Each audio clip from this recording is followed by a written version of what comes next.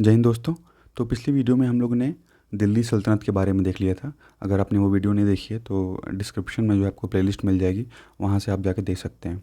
तो इस वीडियो में हम लोग अफ़गान के बारे में देखेंगे कि अफ़गान के टाइम पीरियड पे बिहार में क्या चल रहा था उस टाइम। तो देखिए 1522 से लेके 1574 के बीच में कई अफ़गान ट्राइब्स जैसे नुहानीज़ हो गए और कारारानीज़ हो गए, तो ये अपना कंट्रोल जो है बिहार के ऊपर एक तरह से ये जमा रहे थे। और उसके बाद उसी टाइम जो काराकर्स थे वो based in Hajipur and under them Bihar asserted itself successfully against Delhi and Bengal rulers.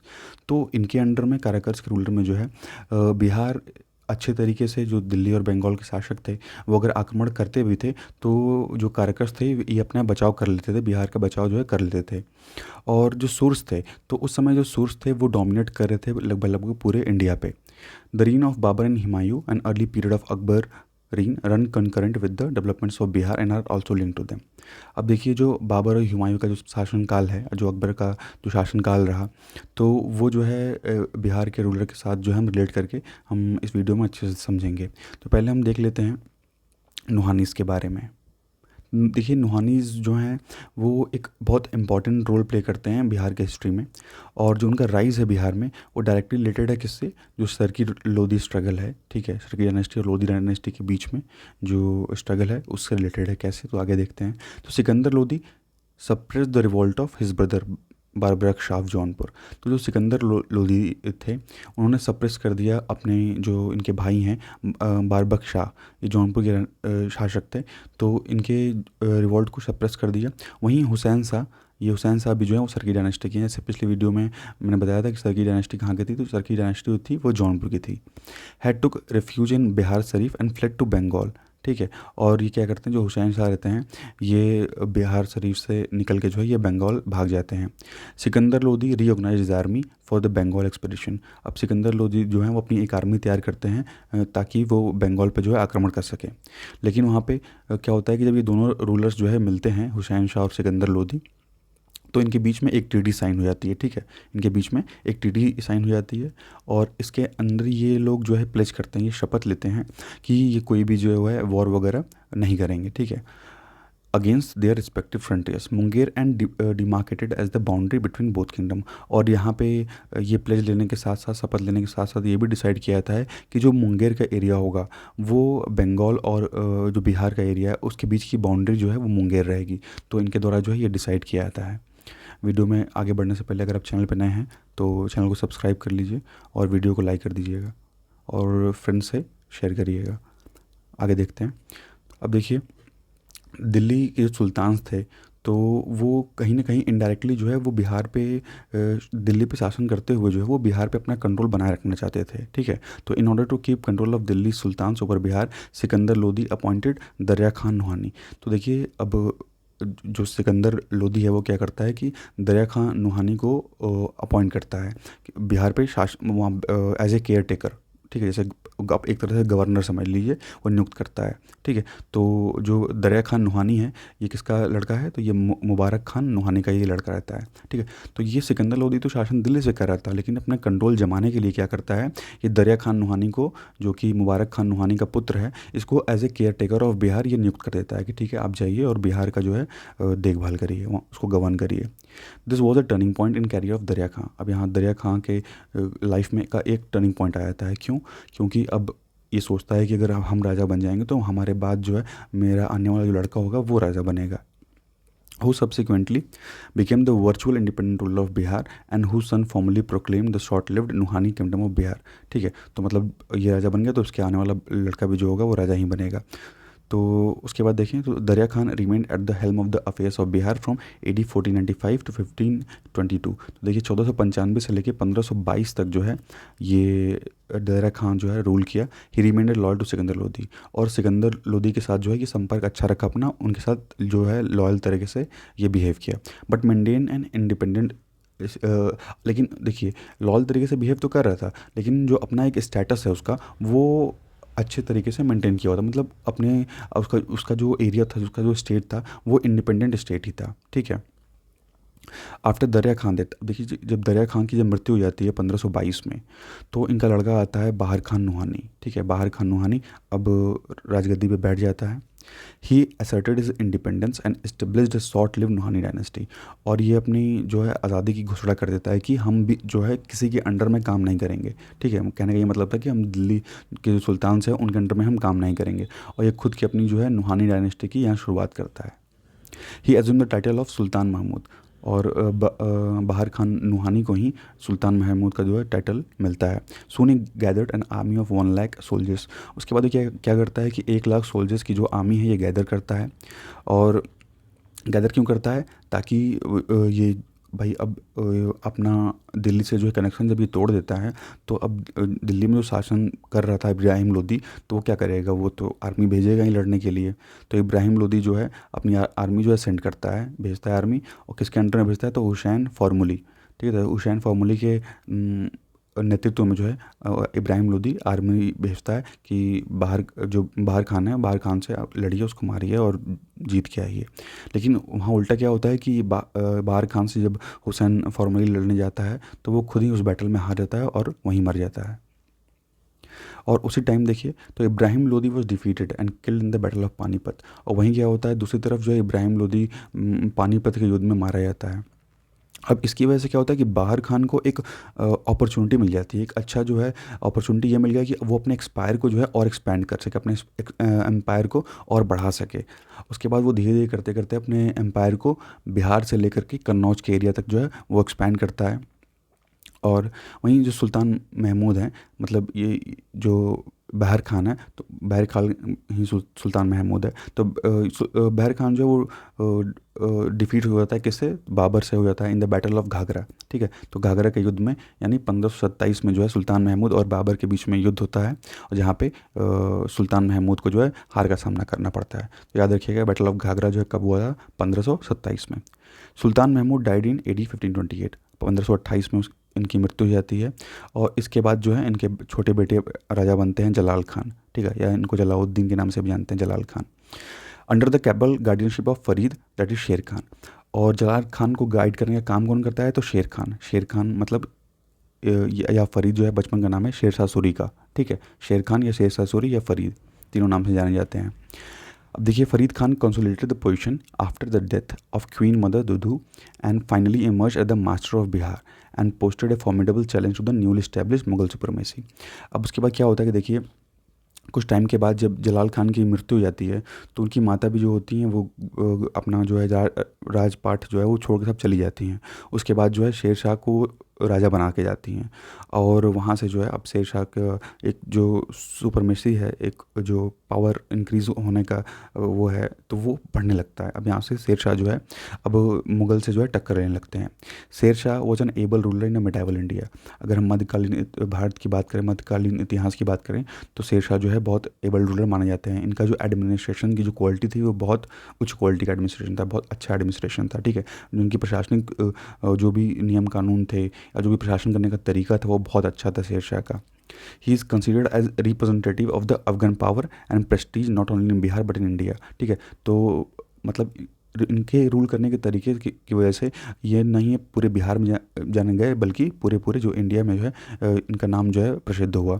He was not only A successful winner but also an able administrator, ठीक है, तो ये बहुत अच्छे एक प्रशासक थे, बहुत अच्छे एडमिनिस्ट्रेटर थे। He laid the foundation of new administration policies which were followed by the Mughals and later by Britishers. अब देखिए मतलब इनकी जो पॉलिसीज़ थी, जो एडमिनिस्ट्रेशन पॉलिसीज़ शेर शाह चलाया करते थे, इनकी पॉलिसी जो है मुगल्स तक फॉलो किए यहाँ। और उसके अलावा जो ब्रिटिशर्स थे, ब्रिटिशर्स भी, अंग्रेज़ भी शेर शाह सूरी की जो पॉलिसीज़ बनाई हुई थी एडमिनिस्ट्रेशन की, वो भी अंग्रेज़ों के द्वारा भी फॉलो की गई। इनकी इतनी अच्छी पॉलिसीज़ थी। आगे चल के हम पॉलिसीज़ भी डिस्कस करेंगे। देखिए शेर शाह का जो बचपन का नाम है वो था Farid.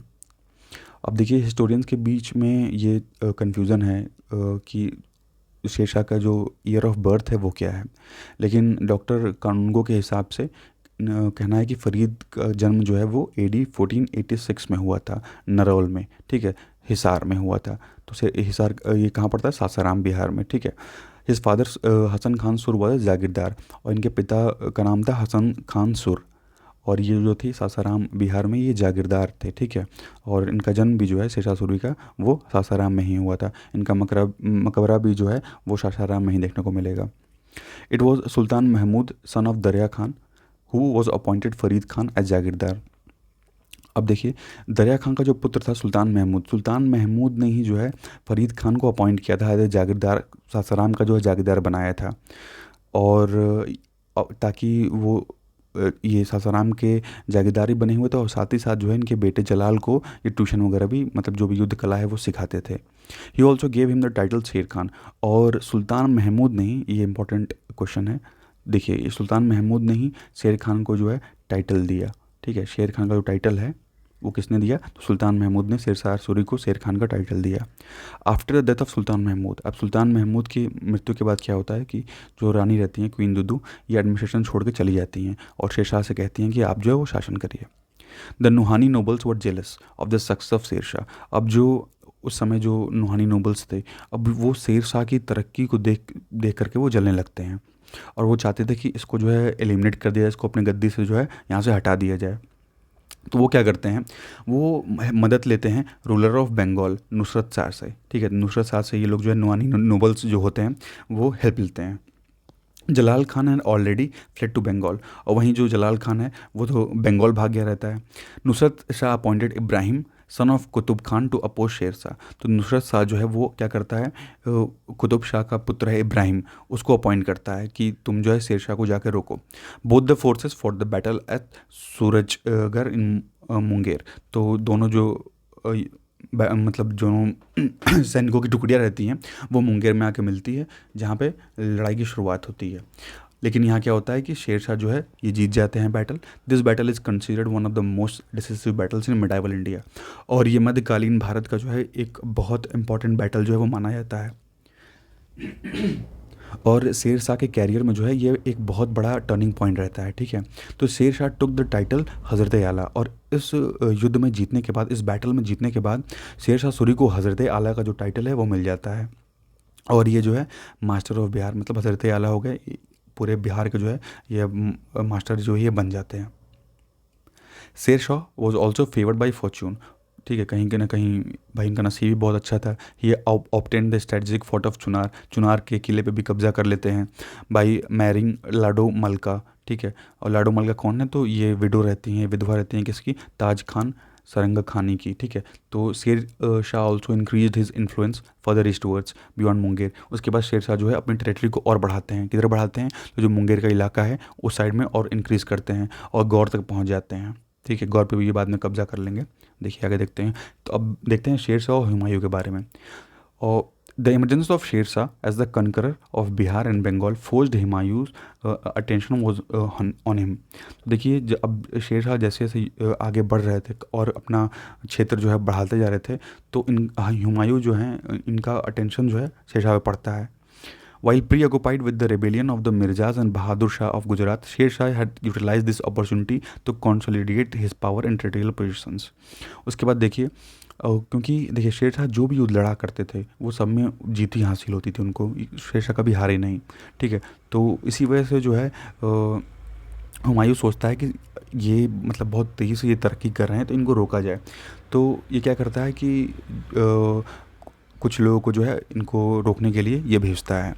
Realising the potential danger from Sher Shah, Humayun decided to proceed eastwards. लेकिन यहाँ पासा उल्टा ही पड़ जाता है, और उसके बाद जो है हुमायूं अब सोचता है कि हम जो है अब हमको अगर पीछे नहीं हटे तो मतलब हम यहाँ पे हमें हार का सामना करना पड़ेगा। In mean time Sher Shah had conquered गौर, और उसी बीच में जो है शेर शाह ने गौर पे कब्जा कर लिया था। And Mahmud its ruler reached Humayun camp at Darweshwar near Maner Patna. अब देखिए वहीं महमूद क्या होता है कि हुमायूं के कैंप जो है पहुंच जाता है। हुमायूं का कैंप जो है वो यहाँ पटना मनेर में रहता है। Humayun conquered Chunar and march toward Gaur, और उसके बाद हुमायूं जो है वो चुनार पे कब्जा कर लेता है और गौर की तरफ मूव करने लगता है, क्योंकि गौर के पास ही जो है शेर शाह वहाँ रहते हैं, तो इनसे युद्ध करने के लिए वहाँ ये मूव कर देता है आगे। Sher Shah wanted to avoid a direct struggle with Humayun. लेकिन देखिए शेर शाह यहाँ दिमाग लगाते हैं, वो चाहते थे कि हम डायरेक्ट जो है हुमायूं से न भिड़ें। He chalked a plan whereby he would let the Mughal to advance into Bengal. तो वो चाहते थे कि जो मुगल्स हैं वो खुद ब खुद जो है पहले वो बंगाल में इंटर करें, तो हम ज़्यादा उनको रोकेंगे नहीं, रोकने की कोशिश जो है नहीं करेंगे। While he would himself retired to Bihar to cut off the enemy's rear. Sher Shah had transferred the treasure to Bengal and Rohtas। और उसी बीच में शेर शाह क्या करते हैं कि जो भी इनका खजाना पूरा रहता है, अपना खजाना पूरा जो है वो बंगाल से ट्रांसफ़र कर देते हैं रोहतास में। जब हुमायूं की आर्मी उसके बाद जब बंगाल पहुंचती है तो इस सिचुएशन का जो है शेर शाह फ़ायदा उठाते हैं, और उसके बाद जो है वो क्या करते हैं कि इधर पीछे से चुनार को ऑक्यूपाई कर लेते हैं, और जो वाराणसी का जो एरिया है उसको भी ऑक्यूपाई कर लेते हैं, और उसके बाद अपनी आर्मी को जो है कन्नौज भेज देते हैं। वहीं हिंडल जो है वो पहुंच जाता है आगरा, और वहां आगरा जाके ये रिवॉल्ट कर देता है। हिंडल कौन है? तो हिंडल जो है वो बाबर का बड़ा बेटा रहता है, ठीक है। तो वो जाके विद्रोह कर देता है आगरा में। अब हुमायूं भाई इधर से भी फंस गए, इधर से भी फंस गए, तो अब ये डिसाइड करते हैं कि हम जो है वो प्रोसीड करेंगे किधर, तो आगरा की तरफ। लेकिन वहाँ क्या होता है, इनको बारिश का सामना करना पड़ता है, ठीक है। And harassing tactics of the Afghans cause much havoc in the ranks. और उसके अलावा जो शेर शाह की जो सेना रहती है तो वो ऐसी ऐसी टैक्टिक्स करती है जिसकी वजह से इनको बहुत दिक्कतें होने लगती हैं। और धीरे धीरे अब बहुत समय बीतने के बाद क्या होता है कि वहाँ इनके सेना के लिए खाने की जो फूड की कमी है वो होने लगती है। The armies of Humayun and Sher Shah met at Chausa. अब देखिए हुमायूं और शेर शाह दोनों लोग की जो ये आर्मी है कहाँ मिलती है? चौसा में, ठीक है। चौसा जो बक्सर के पास पड़ता है, तो ये चौसा में जो है इन दोनों की आर्मी जो है मिलती है।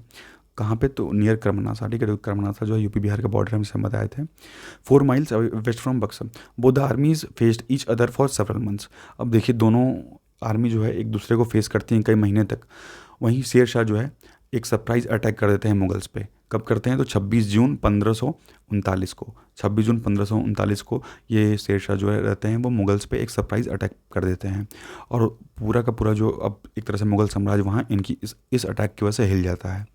Humayun through himself into the river. Humayun जो है कूद जाते हैं नदी में, बट वो सेव्ड बाई निज़ाम सक्का। लेकिन बाद में जो निज़ाम सक्का इनको बचा लेता है। After this war Sher Shah took the title of Shah. और इस वॉर के बाद जो है शेर शाह मतलब शेर खान को जो है शेर शाह का टाइटल जो है वो मिल जाता है। तो ये याद रखिएगा कि शेर खान को शेर शाह का जो टाइटल है वो कब मिला? जब वो हुमायूं से जब युद्ध किए, कहाँ पे? चौसा में, ठीक है। जब चौसा में हुमायूं से लड़ाई किए तो उसके बाद वहाँ जीतने के बाद जो है इनको शाह की उपाधि मिली। शेर शाह सन ऑक्युपाइड बिहार एंड बंगाल। वहीं शेर शाह का जो पुत्र लड़का है वो क्या करता है, ये इनका नाम है इमाम शाह सूरी, ठीक है। तो इमाम शाह सूरी उसी टाइम में बिहार और बंगाल पे कब्जा कर लेता है। ही नाउ मार्च टुवर्ड्स आगरा, और उसके बाद शेर शाह सूरी जो है वो आगरा मार्च करते हैं। However he met the army of Humayun at Bilgram near Kannauj in AD 1540, ठीक है। 1540 में जो है हुमायूं की आर्मी से इनकी मुलाकात होती है, और he thoroughly defeated Humayun at the battle of Bilgram. और बैटल ऑफ बिलग्राम में जो है हुमायूं को फिर से हार का सामना करना पड़ता है। And forced him eventually to leave India and seek refuge in Persia. उसके बाद जो है यहाँ से भाग के वो कहाँ चले जाते हैं? पर्शिया भाग जाते हैं, ठीक है। हुमायूं जो है इंडिया छोड़ के पर्शिया चले जाते हैं। शेर शाह गॉट कंस्ट्रक्टेड ए फोर्ट इन पटना। शेर शाह जो है पटना में एक किले का निर्माण करवाते हैं। And again made Patna as the capital of Bihar, और फिर से जो है पटना को कैपिटल बिहार का बना देते हैं। तो सबसे पहले आप देखेंगे तो सबसे पहले पाटलिपुत्र को कैपिटल किसने बनाया था? तो उदयन ने। सबसे पहला जो कैपिटल है उदयन ने पाटलिपुत्र को कैपिटल बनाया था, ठीक है। तो शेर शाह जो है अब यहाँ बिहार का कैपिटल जो है पटना को बना देते हैं। It is referred two by Abdullah in his तारीख़ दाऊदी। देखिए अब्दुल्ला एक राइटर हैं, इनके द्वारा तारीख़ दाऊदी में लिखा गया है कि जो शेर शाह सूरी हैं इनका जो एडमिनिस्ट्रेशन था ये बहुत अच्छा था एडमिनिस्ट्रेशन था। यहाँ तक कि जो इनके किसान वगैरह हैं ये किसान के लिए बहुत अच्छे अच्छे मतलब वेलफेयर का काम करते थे, वेलफेयर की स्कीम्स जो हैं वो लेके आते थे। और इसकी वजह से क्या होता था, जब भाई पीजेंट्स को मदद मिलती थी तो जो फसल है वो अच्छी होती थी, और इसकी वजह से इनके जो रेवेन्यू था, इनके मतलब टेरिटरी में जो रेवेन्यू होता था, इनको जिनकी जो कमाई होती थी ये बहुत अच्छी होती थी। ठीक है। All this increase the revenue of his territories fourfold and kept his subjects happy. तो सभी लोग इनके शासनकाल में जो है खुश रहते थे। ठीक है, तो ये सब चीज़ें जो है हमें अब्दुल्ला के तारीख दाऊदी में देखने को मिलता है। In the province of Bihar he based an administration on the firm foundation of justice and equity and declared as the chief concern of the welfare of his subjects. और मेन चीज़ जो है ये इस चीज़ पर ध्यान रखते थे शेरशाह सूरी कि जो हमारी प्रजा है वो खुश रहे। ठीक है, तो उसके वेलफेयर्स के लिए स्कीम्स वगैरह जो है लाते रहते थे।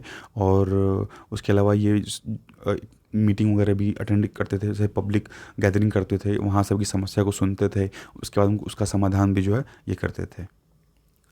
अब देखिए शेर शाह की जो मृत्यु है वो हो जाती है कालिंजर में, अचानक से इनकी मृत्यु हो जाती है। ठीक है, कब होती है? तो AD 1542 में। उसके बाद जो इनका लड़का है इमाम शाह सूरी, तो इमाम शाह सूरी जो है अब वो राजगद्दी पे बैठेगा। Who ruled over practically the whole north India. ठीक है, तो करीब करीब जो है पूरा नॉर्थ इंडिया पे ये कब्जा कर लेता है। इनका पूरा रूल है पूरे नॉर्थ इंडिया पे हो जाता है और 8 साल तक ये भी रूल करता है। उसके बाद इसकी भी मृत्यु जो है 1553 में हो जाती है। और ये कहता है कि शेर शाह सूरी हैं या चाहे इस्लाम शाह सूरी हैं, ये दोनों जो है ग्रेट वॉरियर्स हैं। ठीक है, कैपेबल एडमिनिस्ट्रेटर, बहुत अच्छे एक प्रशासक रहते हैं, एंड इनलाइटेंड रूलर्स, और बहुत अच्छे रूलर्स रहते हैं। They have justly been credited with many new and useful reforms. ठीक है, कई यूज़फुल अच्छे अच्छे रिफॉर्म्स ये लेके आए और पब्लिक के को हेल्प करने के लिए ये लोग बहुत अच्छे से काम किए। This have left magnificent monuments in Sasaram. Sasaram में भी हमें इनका आर्ट एंड आर्किटेक्चर जो है देखने को मिलता है। And final resting place in the numerous other place such as Patna, Hilsa, Telhara, Shergarh and so on. ठीक है, तो कई जगहों पे जो है हमें शेर शाह सूरी के बनाए हुए जो आर्किटेक्चर हैं वो देखने को मिलते हैं। Bihar remained under the control of Afghans even after the re establishment of the Mughal rule in Delhi. तो बिहार जो है वो तो अफगान के कंट्रोल में ही था। दिल्ली में भले ही मुग़ल का शासन फिर से शुरू हो जाता है, मतलब शेर शाह सूरी और इस्लाम शाह के मरने के बाद, लेकिन यहाँ पे अफगान का शासन जो है बिहार में वो कंटिन्यू रहता है। Taj Khan Karrani founded a new Afghan state with Bihar. ठीक है, तो जो ताज खान कर्रानी है ये जो है एक नया अफगान स्टेट बनाते हैं बिहार शरीफ में, और इसका जो कैपिटल है वो बिहार शरीफ रखते हैं। ठीक है, he was succeeded by Sulaiman Karrani. तो अब इनके बाद सुलेमान कर्रानी आते हैं जो 1565 से 72 तक जो शासन करते हैं।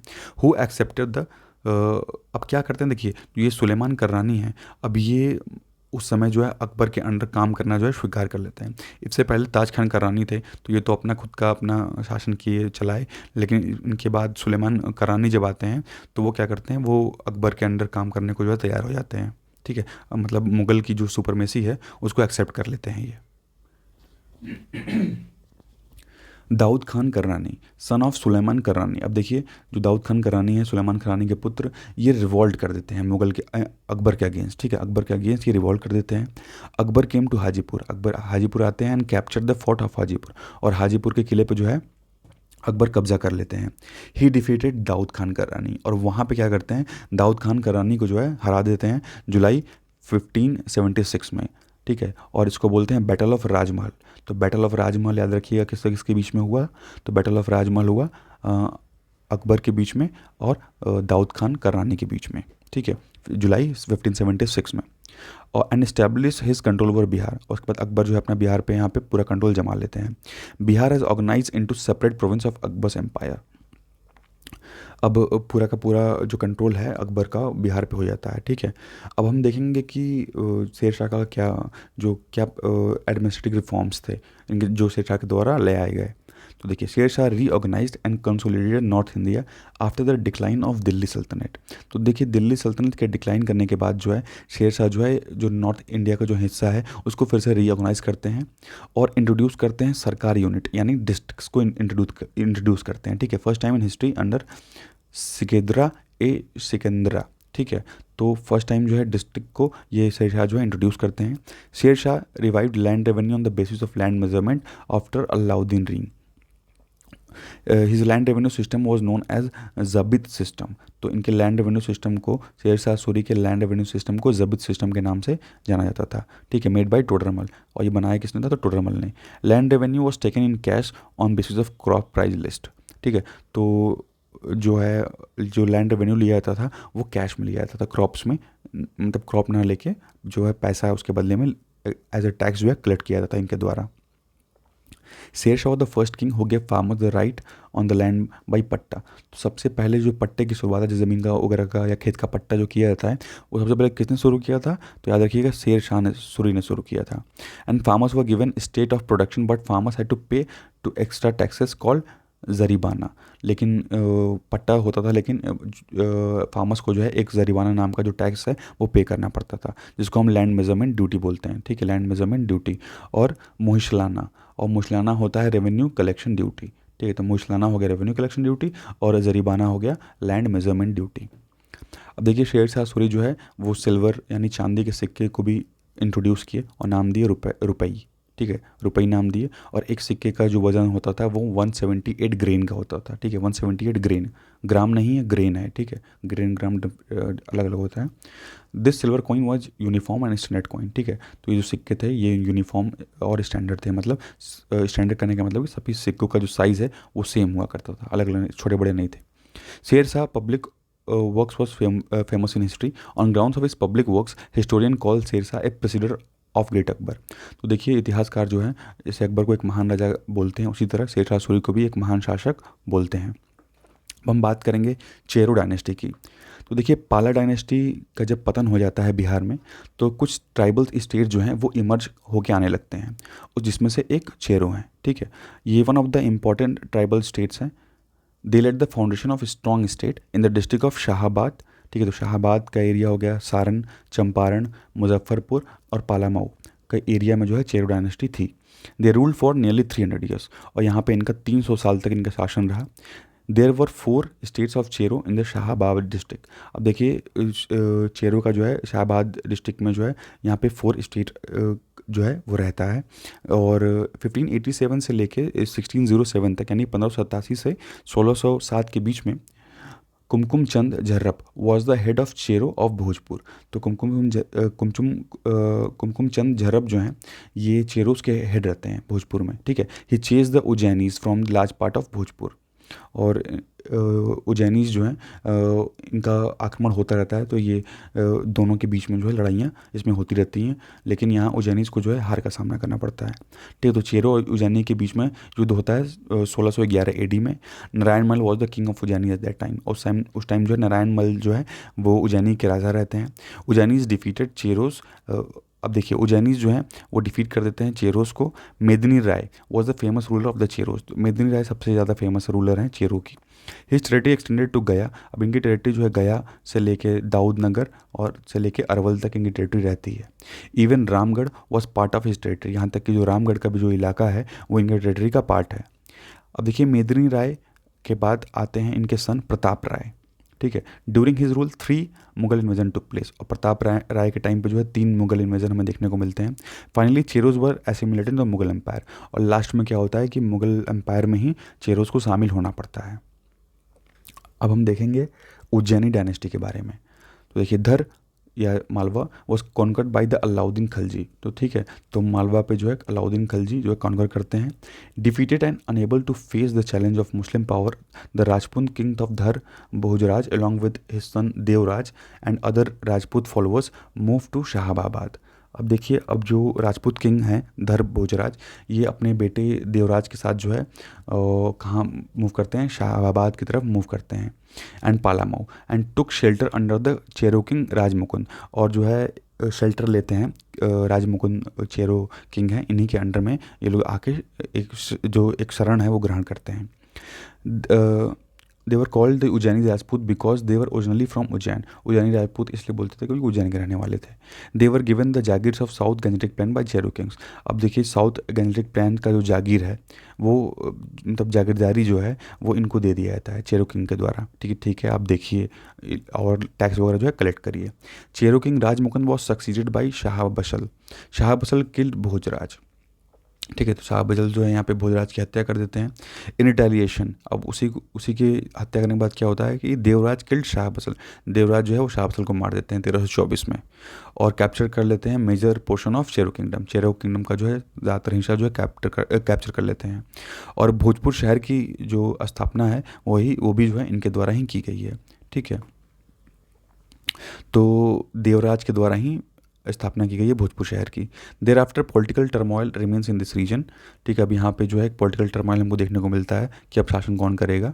1611 में देखिए Ujjainis won decisive battle against Cheros with the help of Mughal ruler Delhi. अब देखिए 1611 में जो उज्जैनीज हैं वो ये वॉर जो है चेरों के अगेंस्ट में वो जीत जाते हैं। किसकी हेल्प से? तो मुगल रूलर के हेल्प से जो है उज्जैनीज जो है यहाँ पे जीत जाते हैं। तो अब कुछ एग्जाम के फैक्ट्स देख लेते हैं। The rise of Nuhani is directly related to the Sharqi Lodhi struggle. ठीक है, नुहानी का जो राइज है वो किससे रिलेटेड है? शर्की लोधी स्ट्रगल से रिलेटेड है। Dariya Khan took the title of Masnad i Ali. ठीक है, Bahar Khan Nuhani assume the title of Sultan Muhammad. तो बहर खान नुहानी को ही हम सुल्तान मोहम्मद के नाम से जानते हैं। सुल्तान मोहम्मद जो है ये इनको बाबर के साथ जब भी बैटल ऑफ घाघरा में लड़े थे तो इनको हार का सामना करना पड़ा था 1527 में। और शेरशाह सूरी का जो नाम है बचपन का वो क्या नाम है? फरीद नाम है। शेरशाह सूरी को जो है टाइटल कौन सा मिला? तो हज़रत आला मिला। कब मिला? तो जब बैटल ऑफ सूरजगढ़ हुआ था, बैटल ऑफ सूरजगढ़ जीतने के बाद। और बैटल ऑफ सूरजगढ़ में किस कौन कौन शामिल था? तो शेरशाह सूरी शामिल थे और हुमायूं शामिल थे। Shershah obtained the fort of Chunar by marrying Lado Malka. तो देखिए चुनार का किला जो है इनको मिल जाता है कैसे? ये लाडो मलका जो है विडो रहती हैं ताज खान सारंग खानी की, तो उसी से विवाह कर लेते हैं ये। Sher Shah defeated Humayun at the battle of Chausa. Battle of Chausa में जो है ये हरा देते हैं इनको। Then decisive at the battle of Bilgram after which Humayun felt India and took refuge in Persia. ठीक है, तो पहला हार का सामना जो है हुमायूं को चौसा के युद्ध में करना पड़ता है, और दूसरा जब बिलग्राम के युद्ध में हारते हैं ये, उसके बाद हुमायूं जो है वो पर्शिया भाग जाते हैं। और शेरशाह के बाद जो है राजा बनते हैं इनके लड़के Islam Shah. Shershah was buried in the tomb by himself at Sasaram. ठीक है, तो इन्हीं के द्वारा एक सासाराम में जो है टॉम बनवाया गया था, उसी में जो है शेरशाह सूरी की जो बॉडी है वो दफना दी जाती है। तो इस वीडियो में बस इतना ही। Thank you, thanks for watching.